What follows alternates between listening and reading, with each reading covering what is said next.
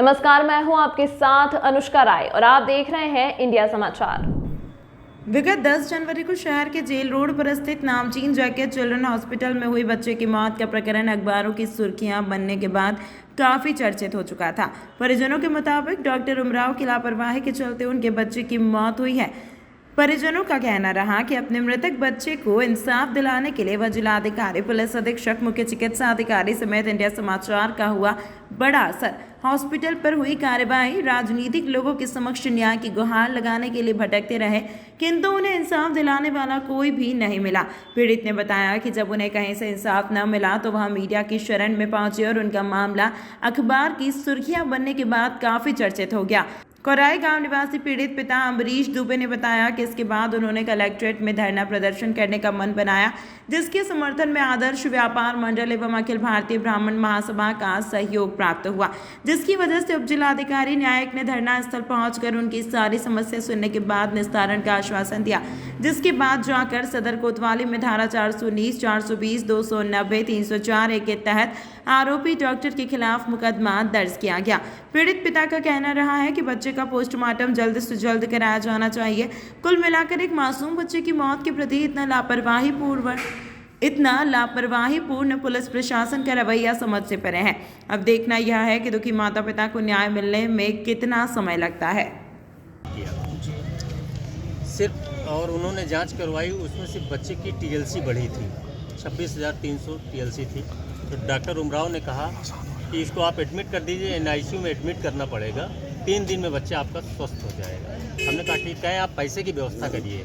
धीरे धीरे करते करते उन्होंने ऐसी समस्या डाल दी, 4,68,000 मेरे बच्चे की प्लेट्स थी, ब्लड भी 12 पॉइंट कुछ था। धीरे धीरे उन्होंने 15 दिन में ब्लड भी ख़त्म कर दिया बच्चे का, प्लेट्स भी 30,000 कर दी। इसके बाद उन्होंने प्लेट्स की डिमांड की, प्लेट्स भी दिया, ब्लड चढ़ाने की बात करी, ब्लड भी दिया। धीरे धीरे करके उन्होंने 70 से 75,000, 80,000 रुपये भी हमसे लिया। 15वें दिन जब उन्होंने फिर से रिपोर्ट करवाई तो बच्चा मेरा नॉर्मल था। मैंने डॉक्टर साहब से कहा भी कि डॉक्टर साहब अब तो बच्चा नॉर्मल है, अब इसको आप डिस्चार्ज कर दीजिए।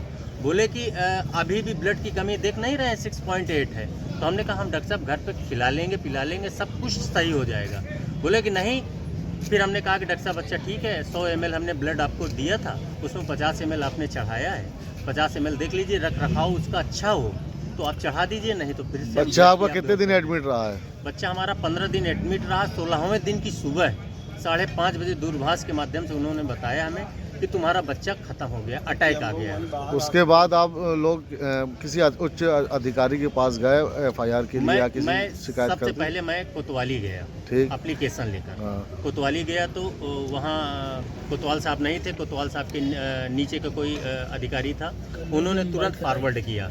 उन्होंने कहा जेल चौकी जाइए आप। जेल चौकी जाने लगे तो रास्ते में ही फ़ोन आ गया कि आपकी जेल चौकी नहीं, आबू नगर चौकी लग रही। फिर एक दूसरे के ऊपर वो डालते रहे, हम इस तरीके 4 बजे तक दौड़ते रहे। माता जी है हमारी माता जी हैं, हार्ट पेशेंट है, इनकी तबीयत खराब हो गई, ये तुरंत गिर गए, इनको अटैक की बीमारी है। हम इनको लेकर घर चले गए, बच्चे को लेकर 4-4:30 बजे तक देखा, किसी शासन प्रशासन ने कोई साथ नहीं दिया।